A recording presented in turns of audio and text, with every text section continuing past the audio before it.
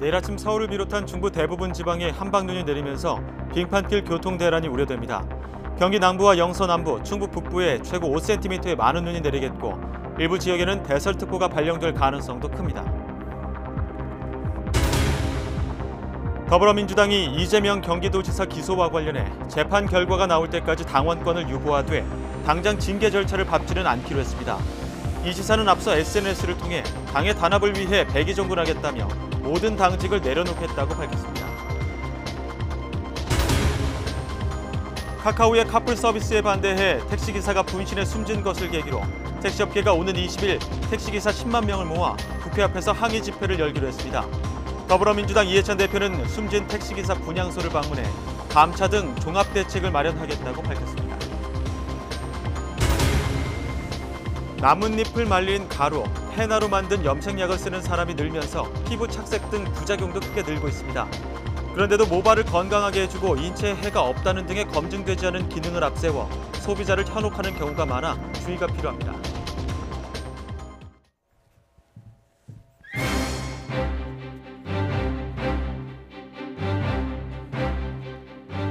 뉴스큐 2부 시작합니다. 이재명 지사의 거취를 놓고 고심을 거듭하던 더불어민주당이 당원권 유보 결정을 내렸습니다. 사실상 징계를 재판 뒤로 미룬 건데요. 백의종군하겠다는 이 지사의 의사를 수용했다는 게 민주당의 설명. 하지만 내부 상황이 워낙 복잡해서 논란은 쉽게 가라앉지 않을 전망입니다. 김영수 기자의 보도입니다.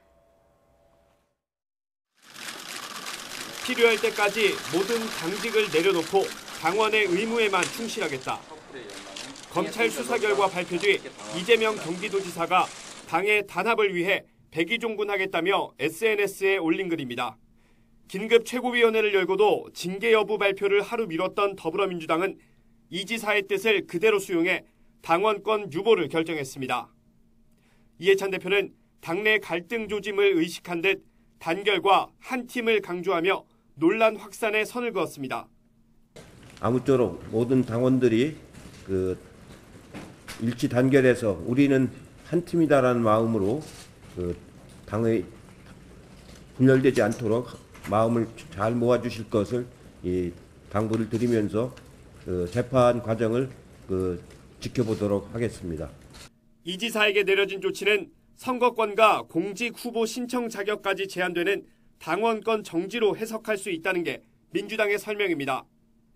하지만 당무위원회 의결이나 윤리심판원을 거치지 않은 정무적 조치에 불과해 사실상 징계는 재판 뒤로 미룬 것이나 다름없습니다.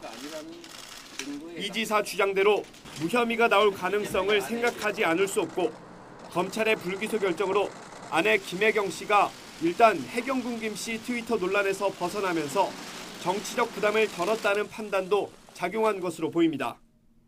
재판 결과 보고 난 이후에 다시 한번 판단해야 될 문제가 아닐까 생각되고요. 대법원까지 갈지 1심, 2심에서 보고 갈지는 그건 윤리위에서 윤리심판원이. 하지만 민주당의 한 최고위원은 당에 상당한 부담을 준 만큼 이 지사 스스로 탈당하고 물러나야 한다고 주장하는 등 논란이 완전히 가라앉지는 않은 상황입니다. 여기에 자유한국당과 바른미래당 등 야당은 검찰의 해경군 김 씨 트위터 사건 불기소 결정과 민주당의 이 지사 징계 유보를 강도 높게 비판하는 등 압박을 이어갔습니다. 차기 대선 주자 가운데 한 명으로 꼽히는 이 지사가 자신의 무죄를 강하게 주장하고 있어 민주당으로서는 1심 결과를 지켜본 뒤에 향후 대응 방안을 검토할 것으로 보입니다. YTN 김영수입니다. 문재인 대통령은 오늘 홍남기 신임 경제부총리의 첫 보고를 받고 최저임금 문제를 포함해서 내년 경제정책 방향을 논의했습니다. 문 대통령은 엄중한 경제 상황을 감안해서 취임 후 처음으로 다음 주 17일에 확대 경제관계 장관 회의를 주재합니다. 김도원 기자입니다. 문재인 대통령이 홍남기 신임 경제부총리의 첫 정례 보고를 받았습니다. 홍 부총리는 1시간 40분 동안 내년 경제 전망과 이에 따른 경제정책 운용 방향 등을 보고했습니다. 문 대통령은 홍 부총리가 경제사령탑 역할을 해줄 것을 거듭 강조했습니다. 문 대통령은 부총리의 보고를 받고 현 경제 상황이 엄중한 만큼 경제팀은 신임 부총리 중심의 원팀으로 운영해 주길 바란다고 말했습니다. 이 자리에선 특히 최저임금제 보완에 대해 당정청이 의견을 모으자는 논의도 이뤄졌습니다. 홍 부총리가 인사청문회 등에서 밝혔던 최저임금위원회 개편이나 인상 속도 조절 등이 본격 검토될 것으로 보입니다. 문 대통령도 하루 전 고용노동부를 방문해 최저임금 인상 효과를 면접조사 등을 통해 면밀하게 분석하고 부작용이 있다면 그 원인도 정확하게 파악하라고 주문했습니다. 그래야 최저임금 지금 같은 속도로 이렇게 나갈 수 있는 것인지, 안 그러면 무슨 정말로 이렇게 좀 조절을 충분히 해야 또 되는 것인지, 이런 거 제대로 알 수 있지 않을까 싶습니다. 문 대통령은 그동안 한 달에 한 번이었던 경제부총리 정례 보고를 2주마다 하기로 하는 등 힘을 실어줬습니다.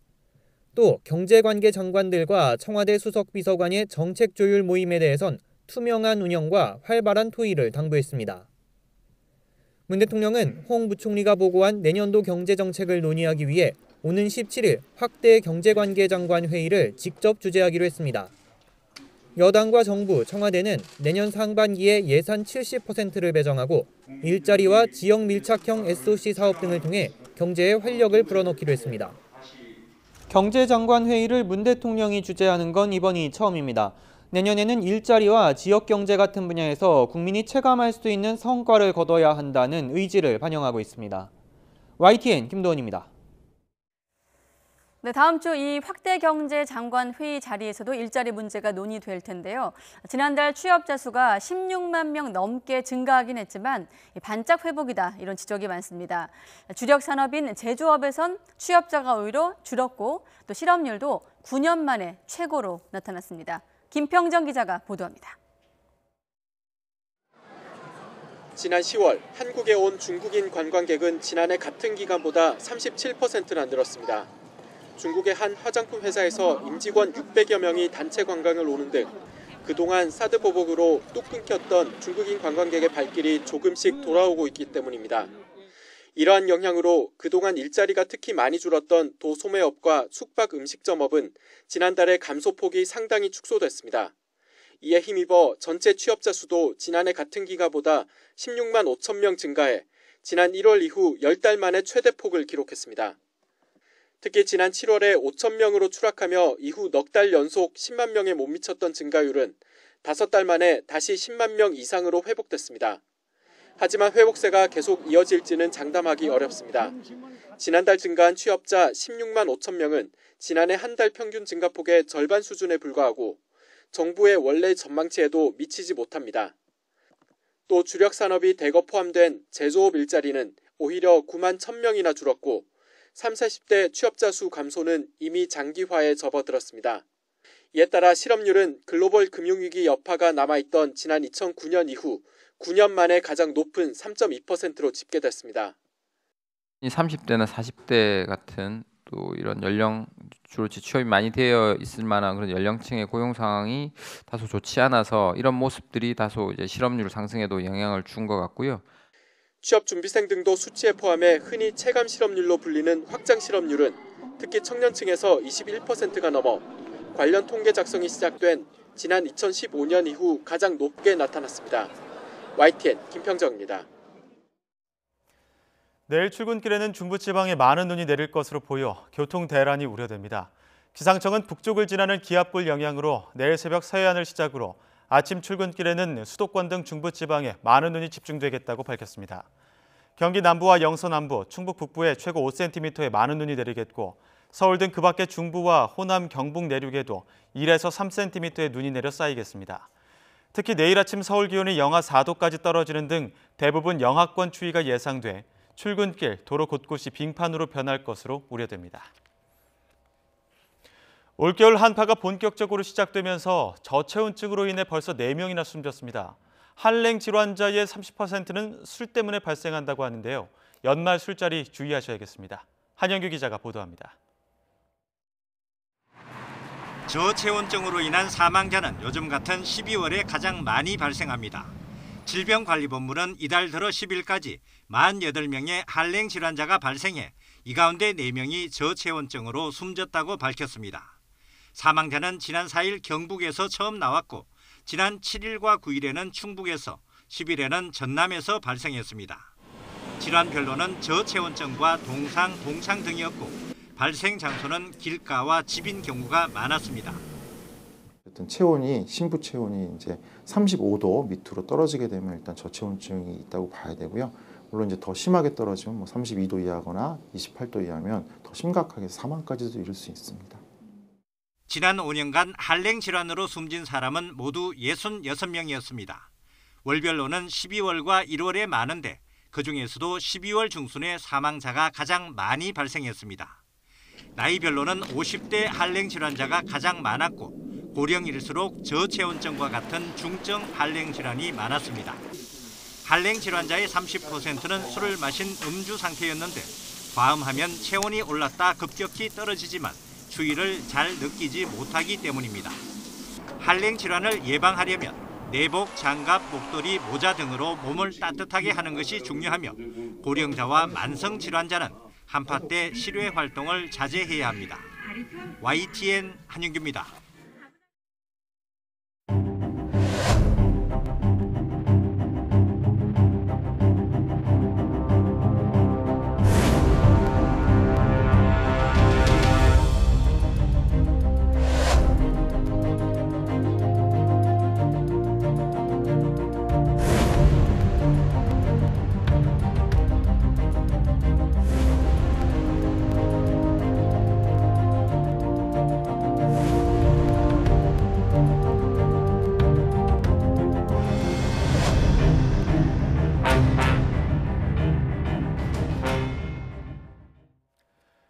카카오의 카풀 서비스에 반대해 택시기사가 분신에 숨진 것을 계기로 택시업계는 강경투쟁에 돌입했습니다. 오는 20일 전국의 택시기사 10만 명을 모아 국회 앞에서 항의 집회를 열기로 했습니다. 리포트 보시고 자세한 내용 취재기자와 함께 이야기 나눠보도록 하겠습니다. 이경국 기자가 보도합니다. 국회 앞 인도에 작은 추모 공간이 마련됐습니다.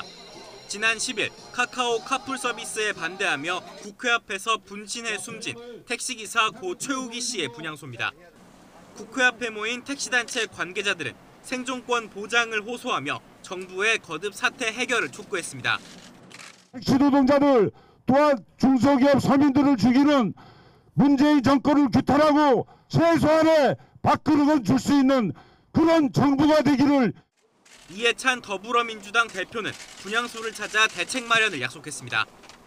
불법적으로 또 이루어지고 횟수도 안 지킬 가능성도 있고 종합적인 대책을 만들도록 그렇게 하겠습니다. 택시단체들은 불법 카풀 서비스를 막고 끝까지 투쟁해달라는 최 씨의 유서 원본을 공개했습니다. 무기한 천막농성에 돌입한 가운데 오는 20일에는 국회 앞 10만 명이 참석하는 대규모 집회를 열기로 했습니다. 차량 1만 대를 동원해 국회도 둘러쌀 계획입니다. 또 기사들에게 카카오 택시 앱을 삭제하고 호출에 응하지 말아달라고 요청했습니다.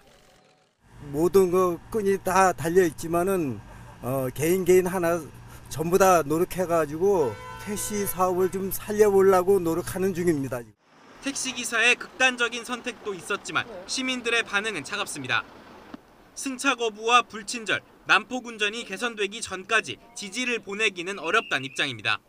우리가 승차 거부도 있겠지만 교통안전 좀 지켰으면 좋겠어요. 그런 걸 먼저 하고 난 다음에 자기들의 요구를 시민들한테 요청하면은 박수 받을 텐데 그런 게. 카카오는 카풀 서비스의 연기를 검토하고 있지만 업계가 총력 투쟁을 예고하면서 갈등은 다시 고조될 것으로 보입니다. YTN 이강국입니다.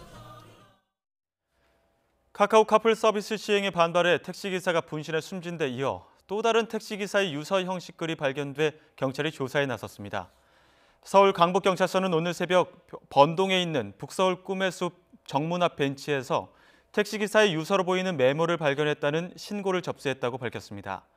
손글씨로 쓰인 4장짜리 메모엔 자신이 특수부대에서 복무하고 전역한 택시기사라며 카풀 서비스에 대한 불만과 함께 극단적 선택을 암시하는 내용이 담긴 것으로 전해졌습니다.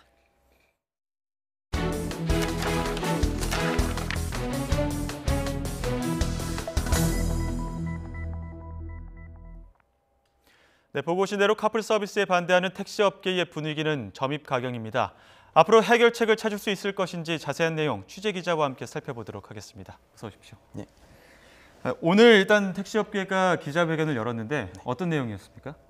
우선 택시단체들은 오늘 오전 11시쯤입니다. 국회 사당역 3번 출구 앞에서 기자회견을 진행을 했습니다. 네. 이 정부가 택시 노동자 그리고 중소기업과 서민을 죽이고 있다면서 생존권 보장을 호소했습니다. 또 이 문제 해결에 적극적으로 나서지 않는다면서 정부를 강하게 비판을 했는데요. 이 국회 역시도 요식행위로서 시간만 보내고 있다면서 이 지적을 하기도 했습니다. 특히 정부와 국회가 얼른 적극적으로 나서서 카풀을 저지해 줄 것을 강력히 촉구를 했습니다. 특히 이들은 이 서비스가 안정될 경우에, 그러니까 이 정식 서비스가 출범한 이후가 될 텐데요.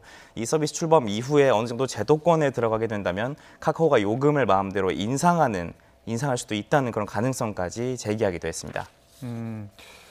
오늘 또 그 분신에 숨진 택시기사의 유서 원본이 공개가 됐는데 어떤 내용이었습니까? 네, 숨진 최 씨입니다. 50대 기사 최 씨는 유서를 통해서 이 카풀 서비스라는 것이 4차 산업 그리고 또 공유경제라는 단어로 포장이 된 불법 영업이라고 적었습니다. 또 특히나 이 카풀의 취지가 호도되고 있다면서 택시기사들은 부당한 근무 여건과 저임금에 시달리고 있다고 유서를 통해 호소를 했습니다. 이어서 끝까지 투쟁을 해달라면서 자신의 시신을 카카오 본사 앞에 안치해달라는 부탁을 남기기도 했습니다. 네. 이 때문에 갈등이 더욱더 불이 붙었는데 또 오는 20일 10만 명이 집회를 연다라는 내용이 들어와 있습니다. 혹시 그 이후로 갈등이 더욱더 격화되는 건 아니겠습니까? 네, 아무래도 이 대규모 집회가 예상되는 만큼 이 촉각을 곤두설 수밖에 없는 상황인데요. 앞서 지난 10월과 지난달 22일 택시단체들은 먼저 카풀 반대 집회를 2차례에 걸쳐 진행을 했습니다. 특히나 지난달 집회의 경우 매우 대규모 집회로서 4만 명 정도가 참석을 했는데요. 그런데 이 택시 단체 측이 오는 20일에 예정돼 있던 이 3차 집회를 이 전국 택시기사 10만 명 정도가 참여하는 이 대규모로 진행하기로 결정을 했습니다. 그러니까 지난 2차 집회보다 2배 넘는 인원이 참가를 할 것으로 예상이 되는 상황인데요. 이 참가자들의 행진은 경찰이 제한을 했지만 이 단체 측은 이 차량 1만 대를 동원을 해서 국회를 포위하거나 혹은 인근에 있는 마포대교 또는 서강대교 근처를 점거할 수도 있다는 가능성을 시사를 했습니다. 예, 카카오 카풀 앱은 카풀을 이용하는 어플리케이션이라면 카카오 택시 앱은 이제 택시를 부르는 콜택시 개념인데 네, 그렇습니다. 택시 단체에서 이 카카오 택시 앱도 지우라고 단체적으로 문자를 보냈다고 하는데 이런 분위기는 어떻습니까? 네, 이 택시단체 측이 어제 비상대책회의를 열고 결정을 한 내용 가운데 하나인데요. 이 카카오 카풀로 인한 이 논란과 갈등이 커지면서 기존 카카오가 운영하던 카카오 택시 앱을 삭제를 하고 또 설사 이제 호출이 들어온다고 하더라도 이 호출에 응하지 말아달라고 이제 요청을 한 겁니다. 제가 오늘 직장인들이 많은 곳이죠. 여의도 환승센터 그리고 그 일대 직장 회사 주변에서 많은 택시기사들을 만나봤는데 실제로 정말 많은 기사들이 이 메시지를 받았고 또 이 움직임에 동참을 하겠다는 입장을 밝히기도 했습니다. 이러면서 시민들이 곳곳에서 불편을 겪을 것으로 예상이 되는 상황입니다. 예, 또 앞으로 연말인데 연말에 택시 타는 분들 많을 텐데 또 추운 날씨에 이러한 분위기가 지속된다면 택시 타는 데 더욱더 힘들 것 같은데요. 이렇게 갈등이 커지고 있는데 카카오 측에서는 또 서비스를 연기할 수도 있다 이런 입장을 밝혔거든요. 이런 입장 어떤 겁니까? 네, 말씀하신 것처럼 약간 뒤로 물러서는 듯한 입장을 보였습니다. 예. 이 사업 주체는 카카오 모빌리티라는 곳입니다. 이 카카오 측은 분신 사망 사건이 발생하면서 이 서비스 출시 연기를 검토하고 있는 것으로 전해졌습니다. 지난 7일부터 이미 카카오 카풀 시범 서비스는 운영이 되고 있는 상황입니다. 현재 택시업계, 국회 등과 논의를 하고 있다고 밝혔습니다. 실질적인 서비스 출시는 아무래도 조율이 좀 더 필요하다는 입장인 것인데요. 이 갈등이 커지는 상황에서 이 본격 서비스 출시를 17일로 정해놨던 것을 고수하지 않겠다는 입장인 건데 구체적인 날짜를 정부 그리고 택시업계와 함께 논의를 거쳐서 조율할 예정이라고 설명을 했습니다. 예. 앞서 리포트에서도 이해찬 대표가 분향소를 찾았었는데 정치권 움직임은 어떻습니까? 네, 앞서 아시다시피 더불어민주당은 이 전현희 의원을 위원장으로 하는 카풀 택시 태스크포스를 꾸려서 운영을 해왔습니다. 실제 어제 비공개 회의가 진행이 됐지만 별다른 해결책은 도출되지 않은 상황인데요. 이런 가운데 오늘 이해찬 민주당 대표가 분향소를 방문을 한 것입니다. 택시 단체들과 만난 이 대표는 이 문제 해결을 약속했는데요. 직접 당정 협의를 통해서 긴급 대책을 마련하겠다고 밝혔습니다. 중장기적으로는 택시 시장이 과잉돼 있으니 감차 조치 등 종합적인 대책을 마련하겠다고 말했는데요. 이 카풀 서비스가 시행되면 나타날 수 있는 문제점들을 지적을 하기도 했습니다. 이 불법 영업이 이루어지거나 하루 2회로 제한된 카풀 횟수 등을 지키지 않을 가능성이 있다면서 이를 명확하게 할 필요성이 있다고 말하기도 했습니다. 이 말씀하신 것처럼 지금 정치권의 중재 노력이 계속되고 있지만 이 오는 20일 대규모 집회는 물론 또 꾸준한 업계의 반발이 예상되는 만큼 갈등은 당분간 계속될 것으로 보입니다. 예. 뭐 상생할 수 있는 법안이라던가 혹은 중재할 수 있는 어떤 조치들이 필요하겠지만 그보다 앞서서 택시 시장이 과열됐다고 말씀하셨는데 과열된 시장을 근본적으로 개선하는 게 더욱더 필요할 것 같습니다. 지금까지 이경국 기자와 이야기 나눴습니다. 고맙습니다. 네.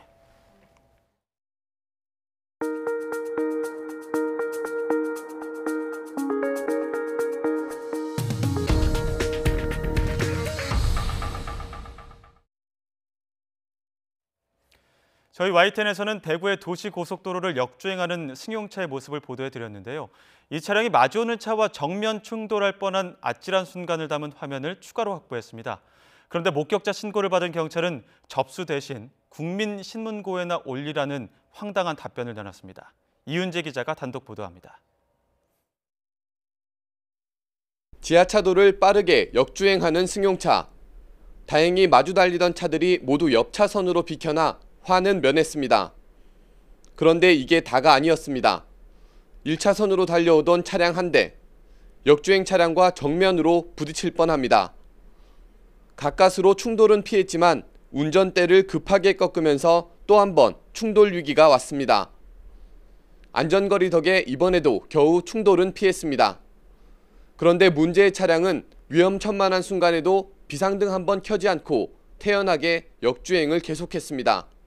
사고가 난 건 줄 알았는데 그게 아니라 역주행 차량이 제 앞에서 섰다가 다시 태연하게 계속 역주행을 이어갔다는 사실이 더 무섭고 되게 당황스러웠던 것 같아요. 더 기막힌 상황이 이어집니다.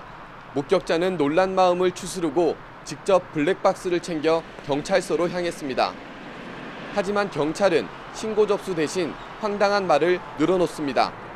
사고가 난 게 아니라 접수가 어렵다는 식으로 얘기를 하고 자기 관할이 아닐 수도 있다고 국민신문고에 올려봐라. 그러면 경찰서에서 알아서 할 거다라는 대답을 듣고 너무나 황당해서 차량이 역주행하는 동안 112로 모두 14건의 신고가 들어왔습니다. 경찰은 뒤늦게 순찰차 25대를 투입했지만 역주행차를 잡지 못했습니다. 지금 뭐 주변 CCTV하고 블랙박스하고 지금 열심히 찾고 있어요. 최선을 다하고 있다는 말씀밖에 못 드릴 말씀이요.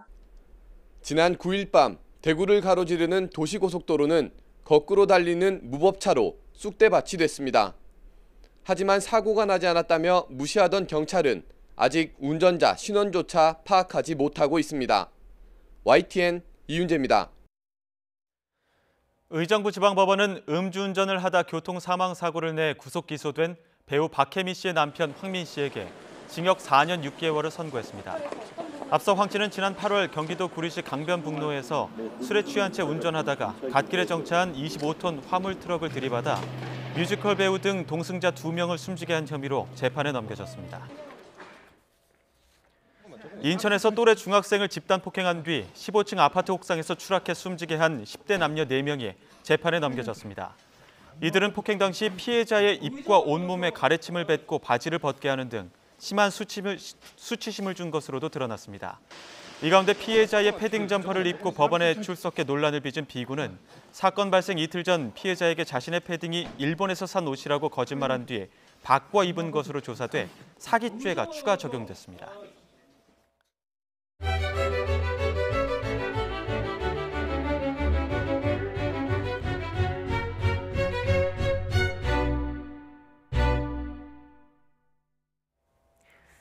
바른미래당 손학규 대표와 정의당 이정미 대표가 연동형 비례대표제를 도입하자며 시작한 단식이 일주일째 계속되고 있습니다. 야 3당이 거대 양당을 압박하는 모양새지만 실상은 각 당의 입장차가 워낙 커서 접점 찾기가 쉽지 않은 상황입니다. 김주현 기자의 보도입니다. 자유한국당 나경원 신임 원내대표가 취임 첫날 바른미래당 손학규, 정의당 이정미 대표의 단식 농성장을 찾았습니다. 연동형 비례대표제 도입을 촉구하며 일주일째 단식을 이어가는 양당 대표를 위로하기 위해서입니다. 건강 괜찮으세요? 괜찮은데 이제 또 언제 어떻게 또 악화가 될지 모르지. 그러니까 내가 악화되기 전에 나경원 대표께서 풀어주셔야 돼요. 전국 경색이 장기화하고 있지만 야3당은 여전히 압박의 고삐를 늦추지 않고 있습니다. 비례대표제 즉각 도입하라! 더불어민주당과 한국당이 연동형 비례대표제를 최소한 언제까지 통과시킬지 구체적으로 약속해야 단식을 풀 수 있다는 겁니다. 하지만 여야 거대 양당이 제도 개선에 대해 이렇다 할 적극적인 움직임을 보이지 않으면서 고민은 깊어지고 있습니다.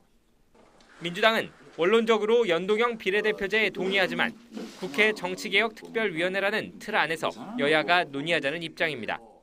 연동형 비례대표제의 도입 등 선거제도 개혁의 기본 방향에 동의하며 하루빨리 여야 5당이 이 기본 방향에 대해 합의하고 구체적인 방안을 정치개혁특별위원회에서 논의할 것을 제안합니다.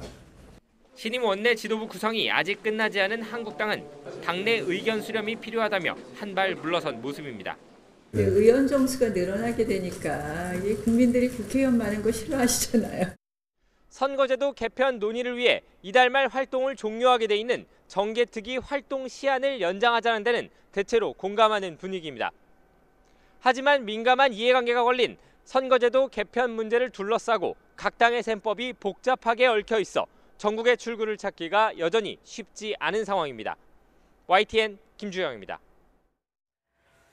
네, 붕괴 위험에 놓인 서울 강남 한 대형 오피스텔. 긴급 안전 진단 결과 최하인 영어로 2등급이 나왔습니다. 언제든지 무너질 수 있다는 뜻인데 입주민들은 퇴거 조치가 됐고 서울시는 철골 보강을 위해서 응급 작업에 들어갔습니다. 차유정 기자가 보도합니다.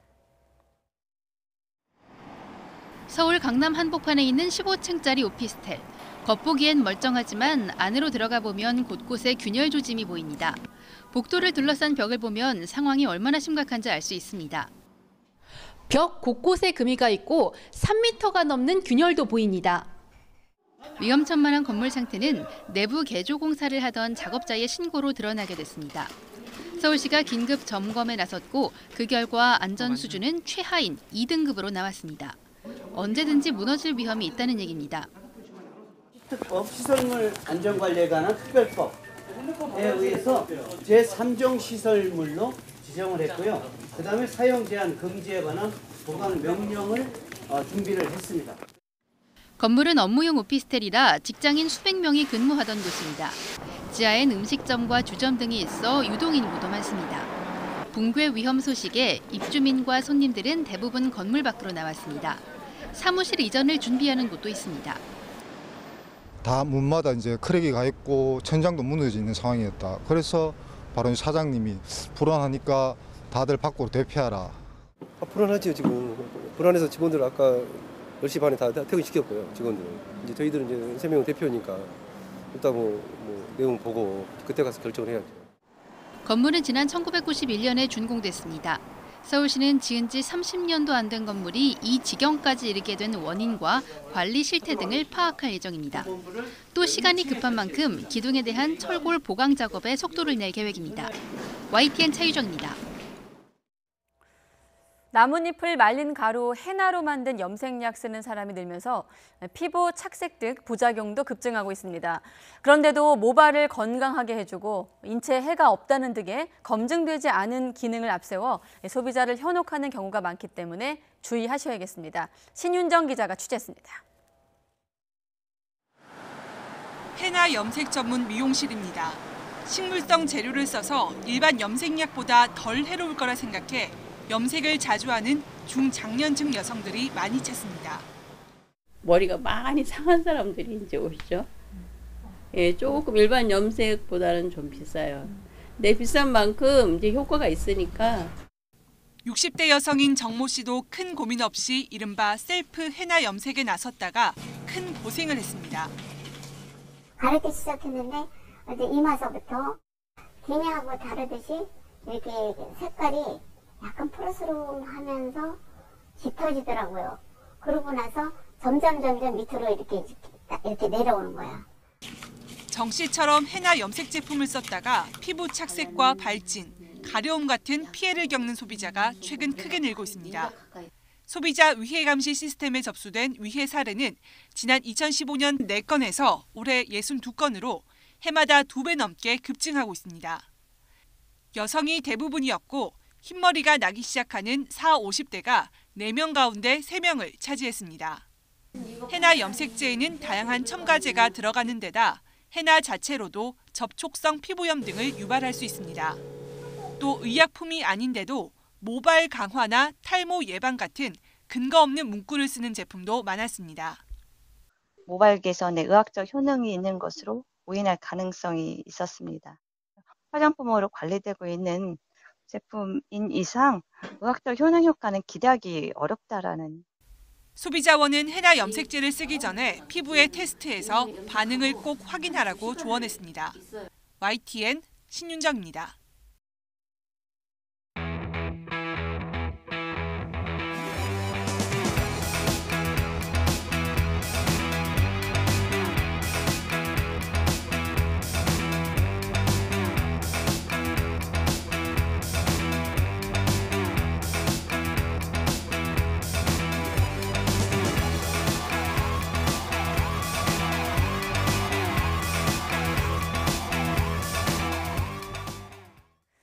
네, 새 국면 맞은 여야 연말 전국 전망 차재원 부산 가톨릭대 초빙 교수님 그리고 이종훈 정치평론가와 함께 주요 이슈 짚어보도록 하겠습니다. 네, 안녕하십니까? 네, 안녕하세요. 안녕하십니까?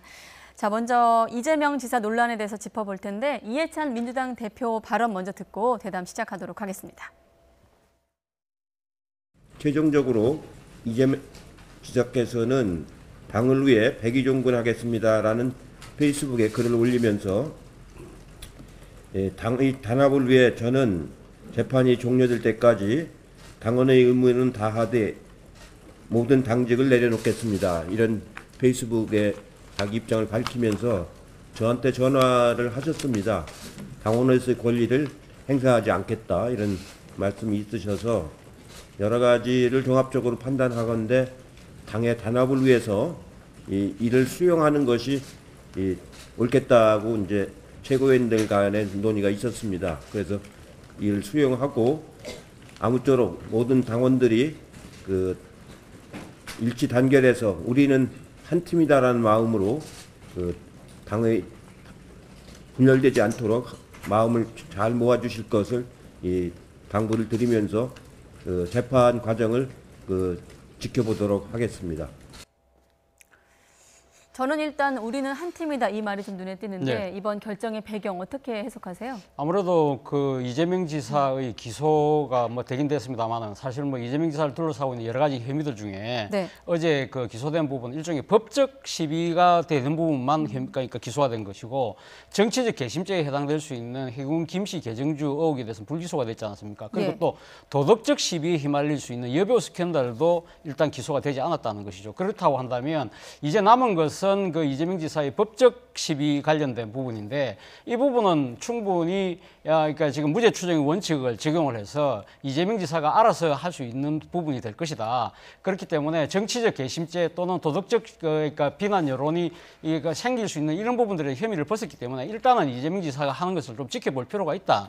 그리고 만약에 이런 부분들에 대해서 당내에서 이재명 지사의 거취를 둘러싸고 계속 논란이 벌어질 경우는 앞서 이해찬 대표가 말씀하셨듯이 네. 이 상당히 원팀으로서의 분열이 가속화되는 뭐 깨지는 그런 상황이 될 수 있다는 그런 우려가 작용한 것 같고요. 그리고 여기다가 이 지금 당원권 이 정지라는 부분은 당에서 결정한 것이 아니라 사실은 어떻게 보면 어젯밤에 이재명 그 지사가 스스로 자책했다는 거지 않습니까? 그렇다고 한다면 이재명 지사가 스스로 본인의 그 당원으로서의 권리를 제한한다는 것 자체는 일종의 반성 모드, 자성 모드가 있다. 이렇다고 한다면 당 차원에서는 이러한 그 이재명 지사의 셀프 백의종군 결정이긴 하지만 이것을 받아들이는 것이 낫지 않을까라고 판단한 것 같습니다. 네, 셀프 백의종군을 좀 수용한 것이다 이런 의견이신데 평론가님은 어떻게 보셨어요? 네, 뭐 그렇게 볼 수 있죠. 하지만 뭐 어느 정도는 사전 조율이 있지 않았을까 싶어요. 이 지사 측과 예, 그러니까 이 지사 측과 이해찬 대표 측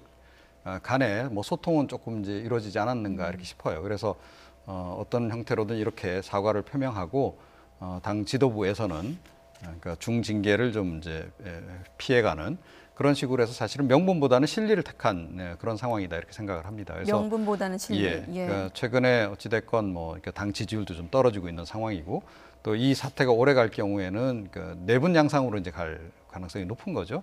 그렇게 되면 표심도 이제 분열이 될 수밖에 없는 그런 그 상황에서 일단 그 사태까지는 이제 막아야 되겠다. 그런 이제 위기감이 좀 상당히 작용한 그런 결정이 아니었나 이렇게 생각합니다. 일단 유보라는 거는 재판 뒤로 좀 판단을 미루겠다고, 왜냐하면 그렇죠. 정지라는 개념도 있고 박탈 이런 개념도 있는데 유보라는 표현을 굳이 쓴 거는 좀 판단을 미루겠다고 볼 수 있는 건가요? 그렇죠. 아무래도 그러니까 지금 뭐 이게 재판에서 1심, 2심, 3심까지 최종 결정이 나올 때까지는 아마 지금 당에서 판단을 유보하겠다는 것인데, 제가 생각했을 때는 뭐 꼭 3심까지 이 그 결정을 기다리지 않는다 하더라도 1심과 2심에서 뭐 중요한 뭐 또 이런 여러 가지 재판상 여러 가지 혐의들이 또 뭐 새로운 혐의가 나온다든지 증거가 나온다든지 거기에 따라서 상당히 또 여론이 악화된다든지 아니면 뭐 상당히 재판 과정에서 또 이재명 지사 쪽으로 아주 유리하게 모든 것들이 클리어하게 빨리 조기에 그러니까 이렇게 혐의를 벗어나는 상황이라고 한다면 네. 이 부분에 대해서 다시 또 당원권을 다시 그 뭡니까 이렇게 복권시켜주는 그러한 결정도 할 수 있기 때문에 일단은 재판의 결과 과정을 지켜보자는 그러한 뜻이 담긴 조치로 봅니다. 네, 어떻게 보세요? 앞으로 이제 예. 좀 공은 법원으로 좀 넘어간 건데 또 앞으로 사실 지금 혐의가 직권남용 부분하고 공직선거법 위반 네. 그 혐의 아니겠습니까? 그렇습니다. 어떤 형량을 받느냐에 따라 사실 지사직을 잃을 수도 있는 상황인데 어떻게 흘러갈까요? 그렇죠. 그러니까 친형 이제 강제 입원 관련해서는 직권남용 혐의입니다. 예. 만약에 이제 금고 이상의 형을 선고받게 되면 지사직 상실하고 5년 동안에 이제 피선고권이 박탈당하죠. 그러니까 나머지 두 사안, 그러니까 검사를 사칭했다는 부분하고 또 개발 관련한 이제 허위 공표한 사실, 이 부분은 이제 선거법 위반 관련 내용 아니겠습니까? 네. 이와 관련해서는 이제 100만 원 이상 벌금 받으면 이제 그 사실은 또 똑같이 지사직 상실하고 이제 또 피선거권도 5년 동안 박탈되는 이제 그런 상황으로 가는데요. 이제까지 이제 8예를 이제 쭉 이제 살펴보면 사실은 공직선거법 위반으로 100만 원 이상 선고받는 경우가 그렇게 흔하지는 않습니다.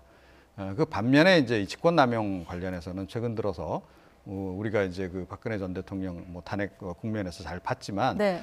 이 부분은 좀 엄중히 죄를 묻는 그런 추세라는 거죠. 그래서 금고 이상의 형을 받을 가능성이 여전히 상당히 많이 남아 있는 상황입니다. 그래서 오히려 이 사안 자체가 최종적으로는 뭐 이재명 지사의 발목을 잡을 가능성이 있고 그래서 그 부분 관련해서 이제 좀 더 집중을 하지 않을까 대응에 이재명 지사 측에서 그렇게 생각이 됩니다. 이 지사는 백의종군하겠다는 입장을 밝혔지만 당 입장에서는 아무튼 이른바 이재명 리스크를 안고 갈 수밖에 없는 상황인데 지금 보면 어제부터 나오는 얘기 중에 하나가 결국은 김경수 지사 얘기가 나오고 네. 있거든요. 네. 형평성 논란. 그 부분을 좀 많이 고려한 것으로 해석할 수 있는 조치 아니겠습니까? 뭐 일단 외형상으로는 뭐 김경수 도지사와의 그 형평성을 고려한 조치로 보입니다만, 그러나 당 차원에서는 공식적으로 또 외형적으로 이 지금 김경수 지사와의 형평성 문제를 거론하는 것에서 상당히 차단을 하고 있습니다. 왜냐하면 이 뭐 지금 그 광역단체장이 기소가 된 건 같은 뭐 이렇게 상황이긴 하지만 네. 그러나 이게 동기가 다르다는 것이죠. 그러니까 지금 당 차원에서 봤을 때는 김경수 도지사의 같은 경우는 지난 대선 과정에서 이 사실 자발적으로 민주당 입장에서 봤을 때 네. 자발적으로 선거에 도와줬던 드루킹과 경공모라는 그 집단이 지금 그러니까 지난 대선 과정에서 도와준 데 대해서 그러니까 정치적 보상을 해주지 않은 데 대해서 뭡니까 이쪽에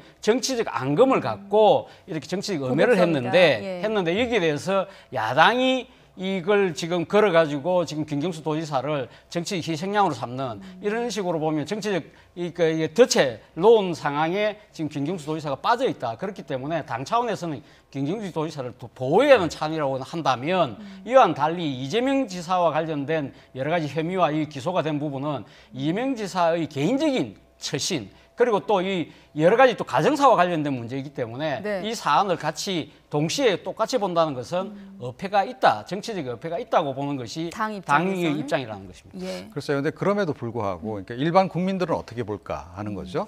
아마 안희정 전 지사에 대한 당의 처분, 그리고 이제 김경수 지사에 대한 대응, 그다음에 이재명 지사에 대한 대응, 이거를 아마 비교해서 평가하려 들 가능성이 높다 이렇게 물론 생각합니다. 뭐 사건의 결은 좀 네, 다릅니다만. 그렇습니다. 그런데 어찌됐건 안희정 전 지사에 대해서는 굉장히 강경한 사실은 이제 출당 조치를 곧바로 취하는 그런 이제 단호함을 보인 반면에 지금 사실은 뭐 김경수 지사 건 같은 경우에는 역시 이제 대통령하고 관계 이런 걸 고려한 거 아니냐. 또 이 지사하고의 관계 부분은 최근에 있었던 약간의 그 논란을 빚었던 발언들, 어떻게 보면 벼랑 끝 전술 비슷한 그런 것에 약간 좀 이렇게 당이 타협점을 좀 찾아가는 그런 식으로 결국 해법을 찾아가는 거 아닌가. 그래서 여전히 그 형평성 논란 부분은 앞으로도 계속 좀 논란은 좀 되지 않을까 이렇게 생각을 합니다. 네, 이재명 지사, 김경수 지사의 또 은수미 성남시장 뭐 이 부분도 있기 때문에 이 부분과 좀 맞물리면서 비교해서 좀 해석하는 부분도 있는 것 같은데 어떻습니까? 이 국면이 재판까지 좀 계속 갈까요? 아니면 좀 수면 아래로 내려갈 수 있을까요? 일단은 뭐 수면 아래로 내려가겠죠. 앞서도 제가 말씀드렸습니다만 이 재판 과정이 상당히 지금 길어질 겁니다. 길어지는 과정에서 아마도 제 생각에는 이 지금 그 1심과 2심에서 과연 그 이재명 지사가 어떠한 이 지금 그 나름대로의 이 자신의 무죄를 증명할 수 있을 것인가 가장 큰 관건이 되지 않을까 하는 생각이 드는데요. 네. 만약에 1심이나 2심에서 상당한 그 형량을 받게 될 경우에는 아마 다시 또 이재명 지사의 거취를 둘러싸고 상당히 논란이 일어날 수 있다. 그러나 앞서도 제가 말씀드렸습니다만은 이재명 지사가 아마 재판 과정에서 자신을 둘러싸고 여러 가지 혐의에 대해서 검찰의 기소 내용에 대해서 강하게 공박을 하고 거기에 대한 또 자신의 주장을 뒷받침할 수 있는 여러 가지 증거들을 내서 상황이 상당히 호전이 된다고 한다면 네. 이재명 지사 입장에서는 정치적인 제기도 충분히 가능할 수 있지 않을까 하는 생각도 듭니다. 알겠습니다. 자, 더불어민주당 얘기 먼저 해봤고 이제 자유한국당 얘기도 해보겠습니다. 어제 저희 뉴스큐 시간에 나경원 신임 원내대표와 인터뷰를 하기도 했는데 그때도 얘기하셨고 오늘까지도 계속 이제 계파 갈등이란 말 지긋지긋하다, 뭐 금기어로 하자 이런 말을 좀 내놓고 있는데 68표, 103표 가운데 68표를 얻었는데 그 의미는 어떻게 해석할 수 있을까요? 그러니까 의외로 압도적으로 지금 이번에 이겼다라는 거죠. 네. 그래서 역시 그 배후에는 친박계의 그 재결집 이것이 결정적인 변수가 되지 않았겠느냐 이렇게 이제 볼 수밖에 없다는 겁니다. 자, 이것이 이제 앞으로 의미하는 바가 뭐냐 이제 하는 거죠. 그러니까 이번 그 원내대표 경선만으로 보기가 좀 어려운 측면이 있잖아요. 네. 그러니까 결국은 이제 2월에 치러질 전당대회 그리고 차기 당 지도부 구성, 특히 당 대표를 어떤 계파에서 차지하느냐 문제하고 연결시켜서 이제 볼 수밖에 없는데 이번에 친박계가 어찌됐건 재결집하는 그런 양상을 통해서 어떻게 보면 표의 힘을 확인했다는 거죠. 그런 상황 같으면 차기 전당대회에서도 역시 친박계가 재결집을 해서 지금 친박계 당대표를 좀 탄생시킬 가능성이 굉장히 높아졌다. 이제 그런 그 측면이 있고요. 네. 그건 저 뒤집어서 이야기하면 최근에 이제 친박계가 밖으로 나가서 신당 창당할 거다라는 이제 설도 있었는데 그 가능성은 상대적으로 좀 줄어들었다. 이렇게 좀 이제 볼 수 있을 것 같습니다. 신당 창당 가능성은 좀 줄어들었다 네. 이렇게 보시는 거고 어떻습니까? 주말에 그 조강특위에서 나오는 인적쇄신 결과 네. 발표도 지금 초미의 관심사인데 자유한국당 내부에서 이게 좀 고비가 될까요? 뭐 저는 뭐 큰 고비는 되지 않으리라고 봅니다. 지금 뭐 아무래도 비상대책위가 상당히 그 지난번 김성태 원내대표 시절에 구성이 됐기 때문에 복당 파들이 상당히 주도권을 행사한다고는 하지만 네. 지금 뭐 들리는 이야기에 의하면 뭐 친박이든 비박이든 나름대로 당협 활동에 상당히 소극적이고 성과가 없는 사람들을 아마 대상으로 한다. 그래서 일종의 계파 간 그 균형감을 찾으려고 아마 이야기를 하는 것 같습니다. 그것보다도 더 중요한 것은 사실은 이 그 비상대책위가 내놓는 결과 자체가 과연 현역 의원들의 정치적인 그러니까 일종의 행동에 나름대로는 제약은 될지 몰라도 네. 이 정치 생명에 결정적인 타격은 되지 않는다는 것이죠. 어차피 내년 2월로 예상되고 있는 자유한국당 내 전당대회를 통해서 새로운 당 리더십이 들어서고 나면 또다시 한번 당내의 또 여러 가지 일종의 그 의원들을 대상으로 해서 아마 여러 가지 평가들이 다시 나올 가능성이 높고 그리고 무엇보다도 지금 그 나경원 원내대표가 지금 일단 계파 대립의 종식을 지금 외치고 있는 상황이기 때문에 이 부분과 관련해서 여러 가지 파장이 일어나는 부분에 대해서는 아마 적극적인 정치력을 좀 발휘하지 않을까 하는 생각이 듭니다. 네, 이 부분에 대해 좀 더 깊게 들어가고 싶은데 시간 관계상 지금 현안인 또 선거제 개편 문제로 넘어가야 될 것 같습니다. 나 신임 원내대표에게도 좀 바로 닥친 숙제이기도 하고 이 문제는 지금 야3당 같은 경우는 민주당이 입장을 바꾸긴 했습니다만 한국당 동의를 좀 얻어와라 이런 입장이거든요. 네. 지금 이 단식 국면은 얼마나 지속될 거라고 보십니까? 쉽게 안 풀릴 것 같습니다. 그러니까 더불어민주당이 오늘 이제 그 연동형 비례대표제 도입에 동의한다라고 이제 표현을 썼어요. 네. 이게 애매하다는 거죠. 그러니까 하겠다면 하겠다고 분명히 얘기를 해야 되는데 딱 부러지게 좀 하겠다라는 얘기는 아니다는 얘기죠. 사실은 이제 예산안 심의 과정에서 야3당이 이렇게 이제 단식 투쟁하고 하니까 약간 물밑에서 접촉이 있었거든요. 네. 그때 이 동일한 표현은 이미 나왔습니다. 특히 자유한국당 쪽에서 이제 이걸 제안을 해서 이 동일한 표현이 이제 이미 나왔는데 더불어민주당이 이걸 지금 어떻게 보면 다시 한번 이제 이 용어를 써서 지금 설득을 하려고 하는 건데 야3당을 설득하기에는 좀 이제 부족하다. 야3당은 확실히 원칙으로 못 박자라는 네. 거거든요. 자, 그런데다가 뭐 지금 조금 전에 나경원 원내대표 얘기도 했습니다만 나 원내대표는 지금 아직까지는 부정적인 의견을 계속 피력을 하고 있단 말이에요. 연동형 비례대표 관련해서 그런 상황이어서 그러니까 이제 야3당 입장에서는 더불어민주당 뭐 동의 좋은데 그러면 자유한국당 쪽에 가서도 마저 동의를 얻어와라. 라고 지금 이야기를 하고 있는 상황인 거죠. 민주당이 어떤 선택을 할까요? 동의를 얻으러 갈까요? 아니면 야3당과 협의를 할까요? 민주당 입장 일단은 뭐 지금 그 자유한국당과 나름대로 그러니까 지금 이 선거 국면 자체가 지금 꽉 막혀 있는 부분을 아마 돌파하기 위해서 나름대로 아마 이 나경원 원내대표하고 이야기를 할 가능성이 저는 상당히 높다고 봅니다만 앞서도 말씀하신 것처럼 나경원 원내대표가 연동형 비례대표제에 대해서 상당히 부정적인 입장을 취하고 있다는 겁니다. 예. 본인 본인 스스로는 뭐 오늘 이야기하기로는 뭐 지금 당내 의원들 간의 의견을 듣지 못했기 때문에 자기가 지금 입장을 밝히지 못한다고 하지만 오늘 여러 가지 인터뷰를 본다고 한다면 연동형 비례대표제가 되기 위해서는 먼저 권력 구조가 연동이 돼야 된다. 그러니까 이 권력 구조가 어떻게 보면 연동형 비례대표제가 의원 내각제하고 상당히 부합되는 측면이 있는데 네. 우리가 지금 대통령제를 하는 상황에서 연동형 비례대표제를 덥석 받아들일 수 없다는 입장이기 때문에 설사 민주당이 자유한국당 나경원 원내대표를 직접 찾아가서 막 상당히 머리를 맞대고 이야기를 한다 하더라도 타협점을 찾기가 쉽지 않아 보입니다. 그런 측면에서 본다고 한다면 이 단식 국민이 안타깝지만 좀 더 지속될 가능성이 높아 보이지 않나는 우려를 갖고 있습니다. 네, 양당 안에서도 좀 다르고 엇갈리고 또 야3당과 양당에도 또 엇갈리기 때문에 조금 더 지켜봐야 되겠다 이런 말씀까지 들어봤습니다. 네, 오늘 차재원 교수님 그리고 이종훈 평론가와 함께 정치권 얘기 나눠봤습니다. 오늘 두 분 감사합니다.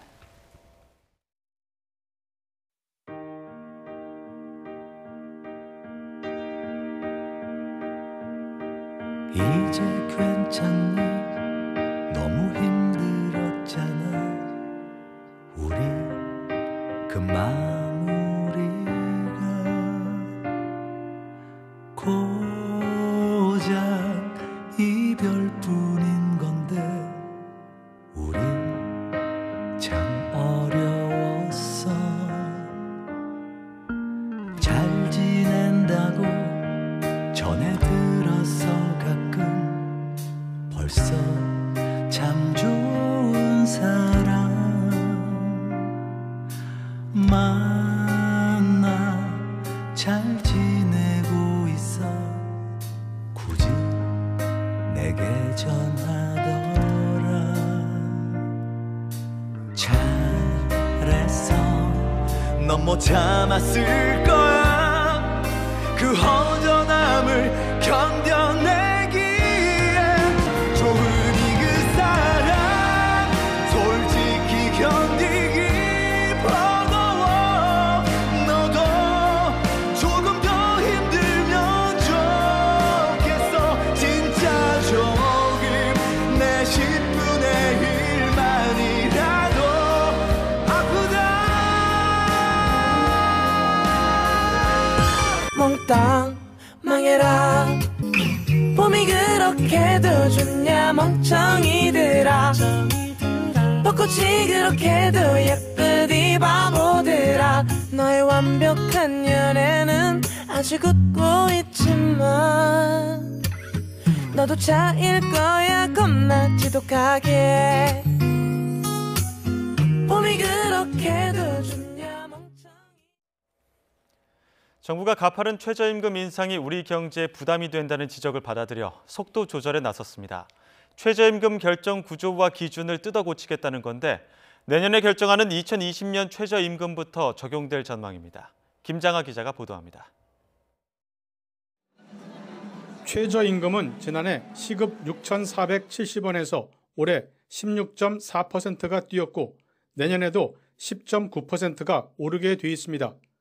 급격한 인상으로 자영업자와 소상공인들이 어려움을 호소하면서 그동안 사회적 논란을 일으켰습니다.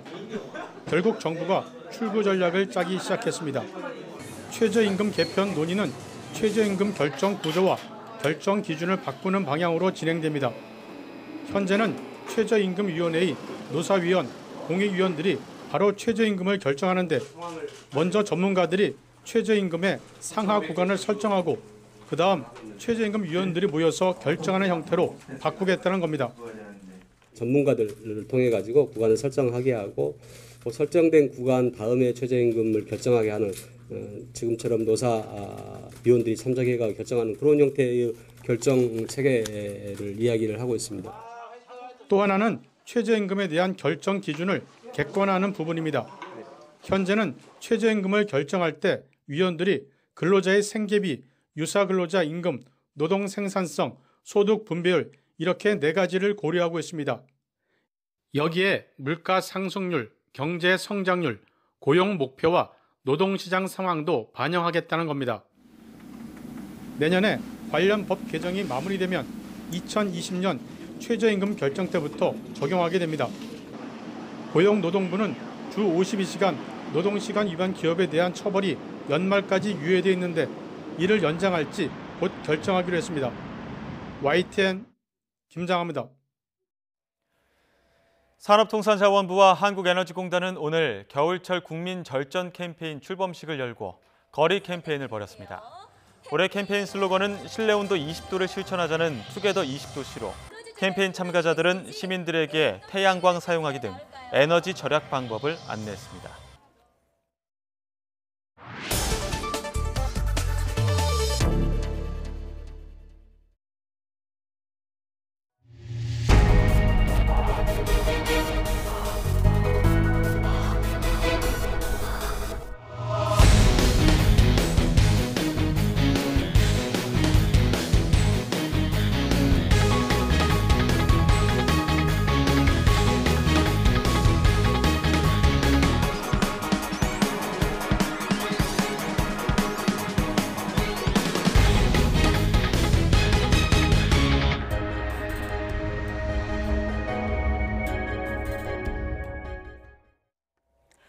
네, 불수능을 넘어서 마그마 수능이란 평가를 받은 2019학년도 수능 관련해서 교육단체가 국가를 대상으로 정부를 상대로 손해배상 청구 소송을 추진하겠다는 의사를 밝혔습니다. 짧고 굵은 인터뷰 퀵터뷰. 오늘은 수능 난이도 소송을 제기한 사교육 걱정 없는 세상의 구본창 정책국장 만나보겠습니다. 네, 국장님 연결돼 있습니까? 예, 안녕하십니까? 네, 일단 저희가 딱 들었을 때는 얼마나 어려웠으면 소송까지 제기하게 되었나 이런 생각이 들거든요. 네네. 네, 제기하시게 된 이유 먼저 여쭤볼게요. 일단은 소위 킬러 문항이라고 불리는 문제들, 초고난도 문제라고 불리는 문제들을 좀 전문가들이 판단해 봤을 때 교육과정을 위배하고 있다라는 평가들이 있었고요. 또 예. 학부모님들께서 수능이 초고난도로 출제되는 것을 통해서 또 사교육을 받아야 되고 또 재수를 해야 되는 이런 정신적 물리적 피해를 호소하고 좀 소송을 제기하고자 하는 학부모님들이 실제 계셔서 네. 소송 과정이 진행된 상황입니다. 처음에 이런 문제 제기가 나온 건 수능 직후였나요?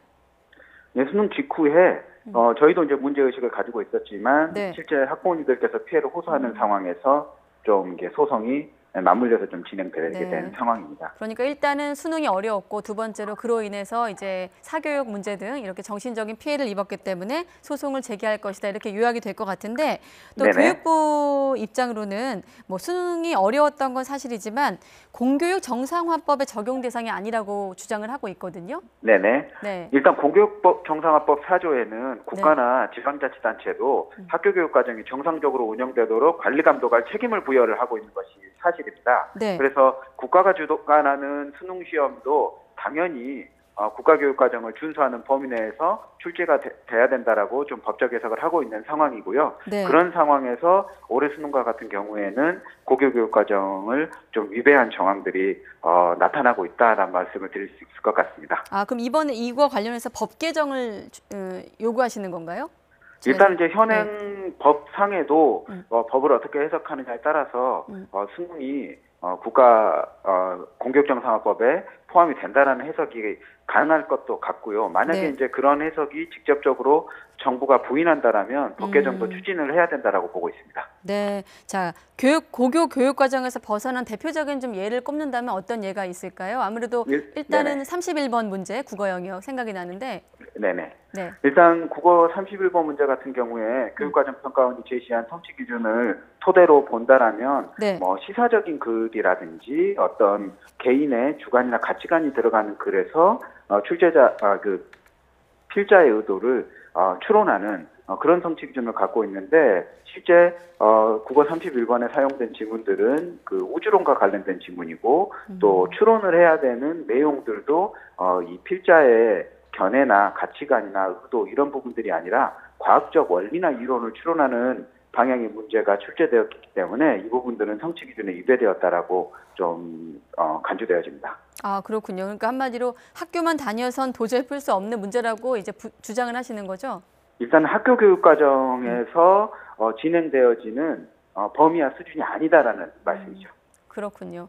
또 그런데 불수능 이런 지적이 또 무색하게도 올해 뭐 개인차가 있겠습니다만 교육이라는 게 9명의 만점자가 나왔어요. 그렇다 보니까 네네. 또 변별력을 갖췄다 이런 또 목소리도 일부 있거든요. 여기에 대해서는 어떻게 네네. 생각하십니까? 일단 이제 평가원에서 공식적으로 난이도 조절을 실패했다라는 공식 사과를 발표를 했지 않습니까? 예. 그런 부분에서 그 난이도 문제는 더 이상 좀 논할 문제가 아니라고 보여지고 만점자가 몇 명이 나왔느냐가 난이도를 결정하는 것이 아니라 평균이 몇 점에서 형성되었느냐 또 표준 점수가 지난해보다 몇 점 향상되었느냐 이런 부분들을 통해서 난이도를 객관적으로 판단해야 된다라고 보여지기 때문에 네. 이런 부분에서 올해 수능과 같은 경우에는 이 평가원이 공식 입장을 낸 것처럼 난이도 조절에 실패한 수능이다라고 보는 것이 맞다라고 판단하고 있습니다. 네, 뭐 공식적으로 이번 불수능이라든지 또 불수능만 문제가 되는 게 아니라 또 반대로 물수능도 문제가 되잖아요. 일부 예전 과거에 같은 경우는 이렇게 불수능이라든지 물수능 난이도 실패로 이렇게 소송을 제기한 적이 과거에도 있었나요?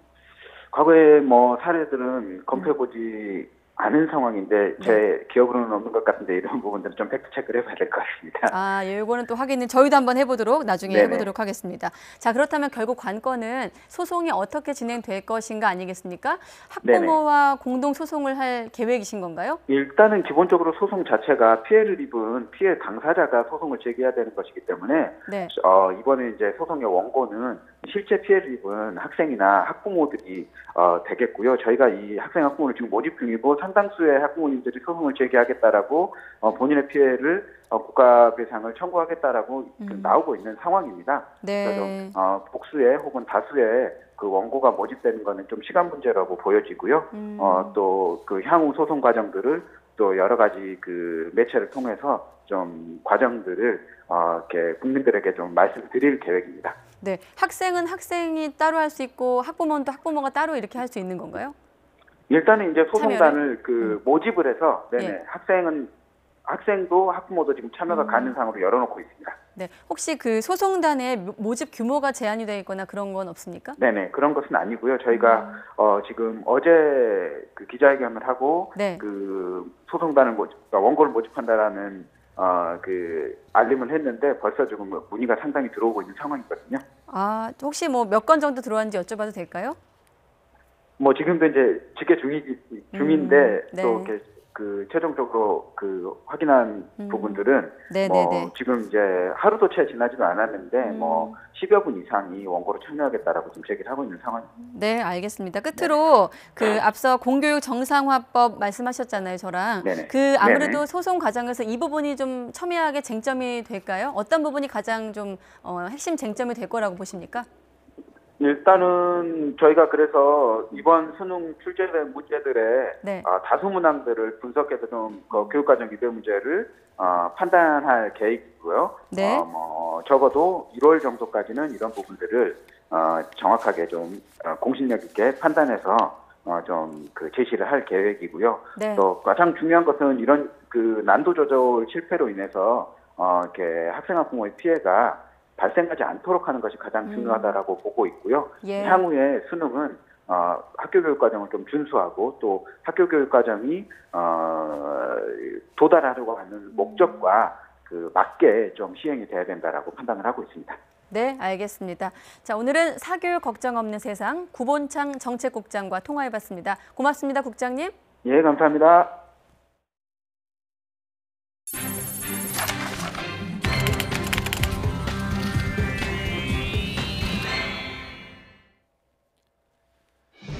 이 시각 주요 뉴스입니다. 더불어민주당이 이재명 경기도지사 기소와 관련해 재판 결과가 나올 때까지 당원권을 유보하되 당장 징계 절차를 밟지는 않기로 했습니다. 내일 아침 서울을 비롯한 중부 대부분 지방에 한방눈이 내리면서 빙판길 교통 대란이 우려됩니다. 카카오 카풀 서비스에 반대해 택시기사가 분신해 숨진 것을 계기로 택시업계가 오는 20일 택시기사 10만 명을 모아 국회 앞에서 항의 집회를 열기로 했습니다. 인천에서 또래 중학생을 집단 폭행한 뒤 15층 아파트 옥상에서 추락해 숨지게 한 10대 남녀 4명이 재판에 넘겨졌습니다. 네, 문재인 대통령은 오늘 홍남기 경제부총리에게서 100분 동안 경제 현안에 관해 보고를 받았습니다. 홍남기 경제부총리는 최저임금 인상 등의 문제에서 속도를 조절하겠다는 뜻을 다시 한번 분명히 밝혔는데 김의겸 대변인 그리고 홍 부총리의 말을 이어서 들어보도록 하겠습니다. 문 대통령은 또 12월 17일에 대통령이 직접 주재하는 확대 경제장관 회의를 열어 내년도 경제정책 방향을 논의하겠다고 했습니다. 문 대통령은 부총리의 보고를 받고 현 경제 상황이 엄중한 만큼 경제팀은 신임 부총리 중심의 원팀으로 운영해 주길 바란다고 말했습니다. 경제 활력의 주역은 저는 민간이라고 생각을 합니다. 정부는 민간을 지원하는 서포터 역할을 할 것입니다. 시장의 기대와 다소 달랐던 그런 정책 부분에 대해서는 현장의 목소리에 귀를 기울여서 필요하다면 정책을 보완해 나가도록 하겠습니다. 최저임금의 인상이라든가 50시간 근로시간 관련해서 시장의 목소리를 반영해서 속도 조절이 필요한 부분에 대해서는 정책을 보완하는 내용을 담았습니다. 네, 자유한국당 인적 쇄신 작업을 맡은 조직강화특별위원회가 이르면 오는 16일 현역 의원을 포함한 물갈이 대상을 발표합니다. 일요일이네요. 이르면 일요일. 당 비상대책위원회는 오는 15일 특위에서 교체가 필요한 당협위원장 명단을 받은 뒤 비대위를 거쳐 이르면 이튿날인 일요일 기자회견을 통해 명단을 공개할 계획입니다.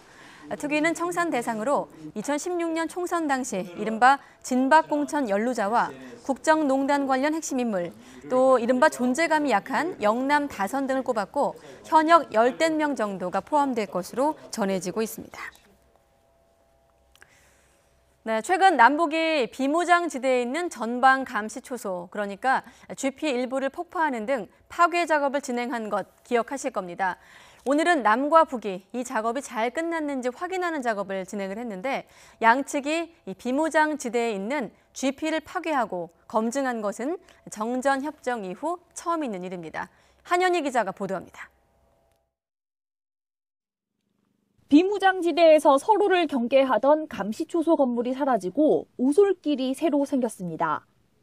서로 총을 겨누던 남과 북 군인들은 오솔길 가운데 노란 깃발을 꽂은 군사분계선에서 만나 손을 마주잡습니다. 안녕하십니까. 반갑습니다. 남측 성원들을 안내하게 나온 안내 책임자 육군 상자 리종수라고 합니다. 성함 어떻게 부르십니까? 윤명식 대령입니다. 남북 군인이 손을 맞잡은 건 9.19 군사 분야 합의에 따라 시범 철수한 DMZ 내 감시초소, GP에 대한 검증을 진행하기 위해서입니다.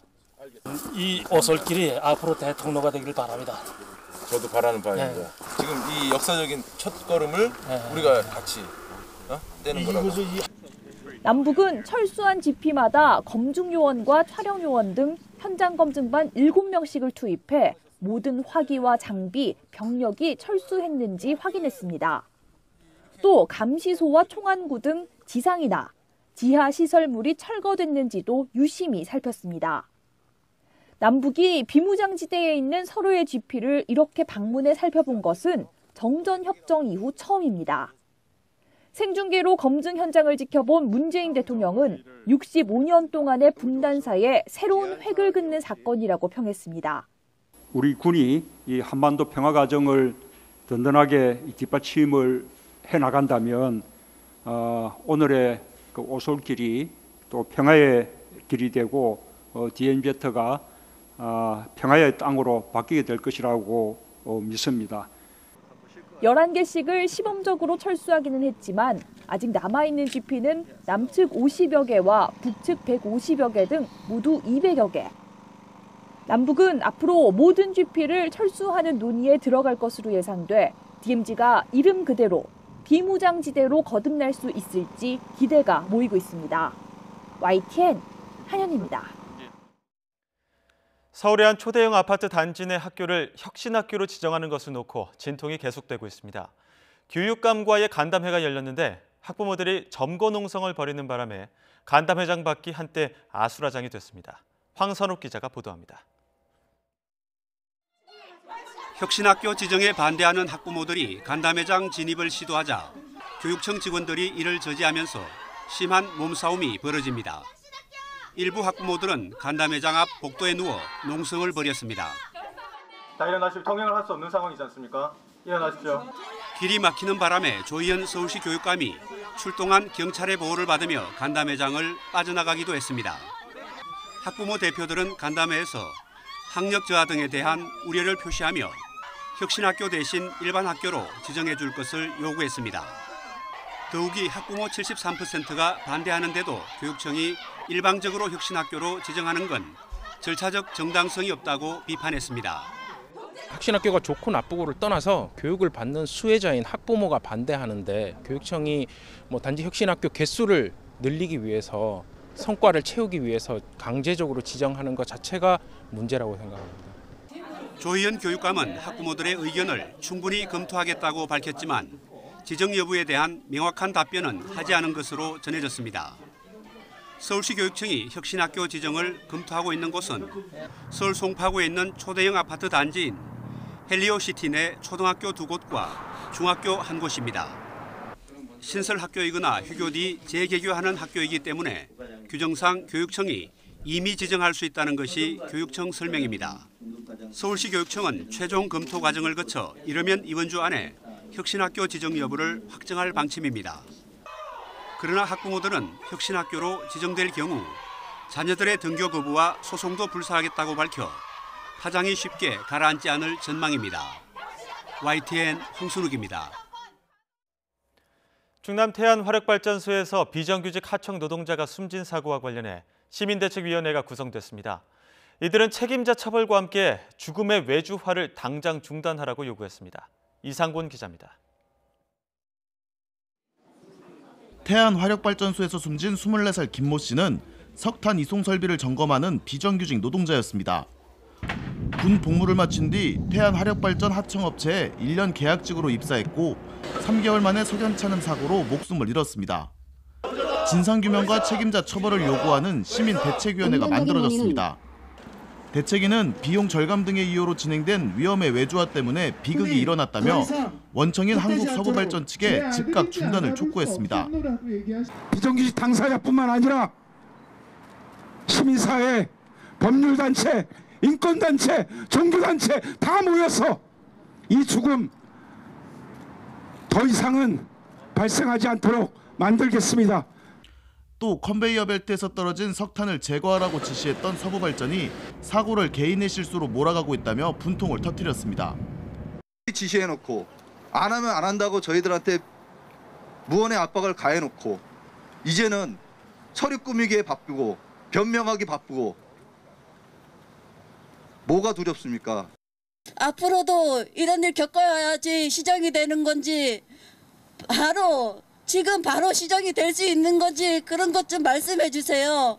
왜 내가 이런 일을 겪어야 되는지 정말 알 수가 없어요. 희망도 없어요.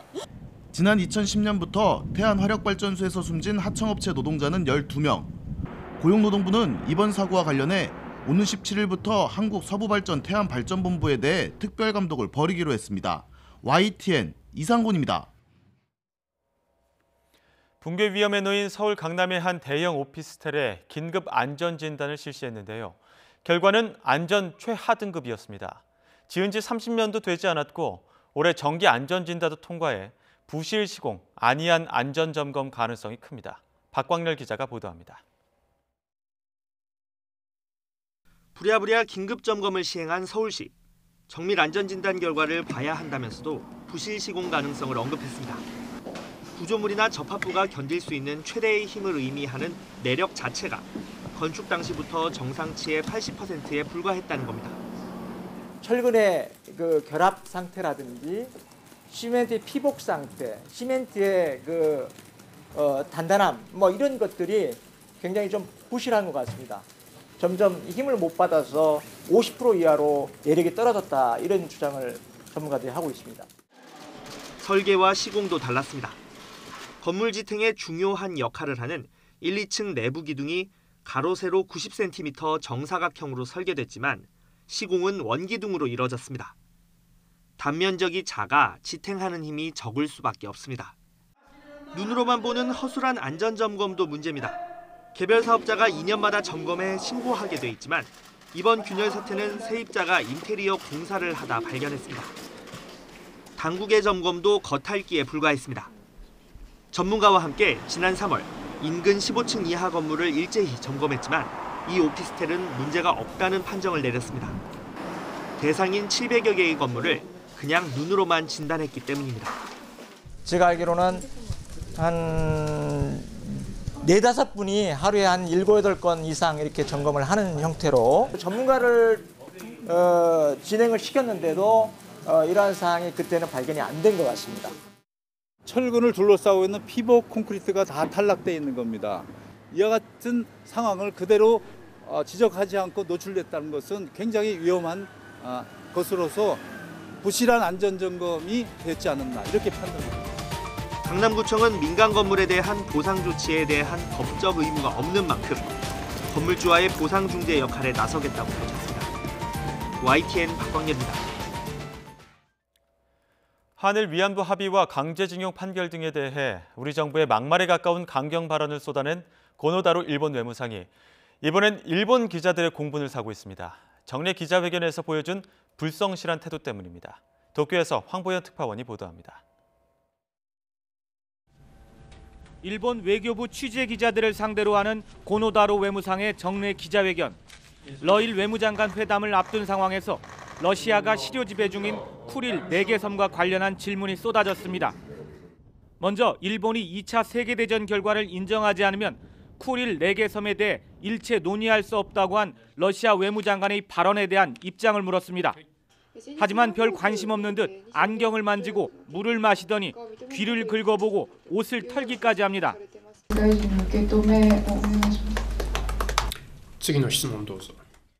불편한 기색으로 다시 물을 마십니다.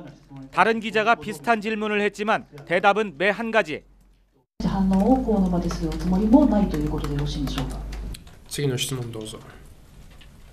러시아와 관련한 질문은 이렇게 4차례나 이어졌고 기자를 무시하는 답변 역시 4차례나 반복됐습니다.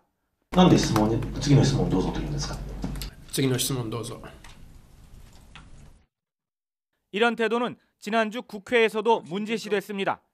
러일 협상과 관련한 야당 의원들의 질문에 답변할 수 없다는 말만 되풀이한 겁니다. 政府の立場を交渉の場以外のところで申し上げるのを差し控えていることをご理解をいただきたい. 무례하고 무책임해 보이는 이런 대응이 조만간 열릴 예정인 러일 외무장관 회담을 앞두고 외교 전략이 노출되는 것을 막고 상대편을 자극하지 않기 위해서라는 해석도 나옵니다. 하지만 공적인 장소에서 언론과 야당을 깡그리 무시하는 태도는 결국 국민을 무시하는 것과 다를 게 없다는 비판이 거세지고 있습니다. 도쿄에서 YTN 황보현입니다. 작가이자 방송인인 허지웅 씨가 악성 림프종으로 항암 치료를 시작했습니다. 허지웅 씨는 오늘 자신의 SNS를 통해 혈액암의 종류인 악성 림프종 진단을 받았고 지난주부터 항암 치료를 시작했다고 밝혔습니다. 이어 자신의 저서 버티는 삶에 관하여에서 말했던 것처럼 함께 버텨내자며 잘 이겨내겠다고 전했습니다. LG U+ 하청업체 노동자들이 비정규직 철폐를 요구하며 고공농성에 돌입했습니다. LG U+ 비정규직 지부 수석 부지부장 등 2명은 오늘 오전 서울 강변북로 한강대교 북단에 있는 높이 40m 철탑에 올라 농성을 벌이고 있습니다. 비정규직 지부 노동자들은 LG U+ 측에 홈서비스 센터 직접 고용을 촉구하며 본사 앞에서 14일째 단식 농성 중입니다.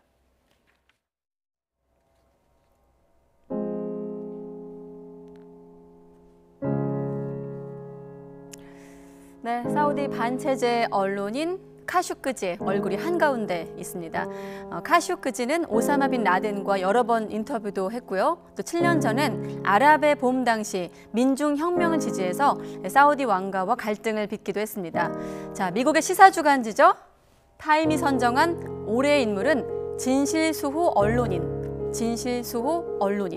카슈크지 외에도 로힝야족 학살 사건 취재하다가 수감됐던 로이터 통신 기자 등도 함께 선정이 됐습니다.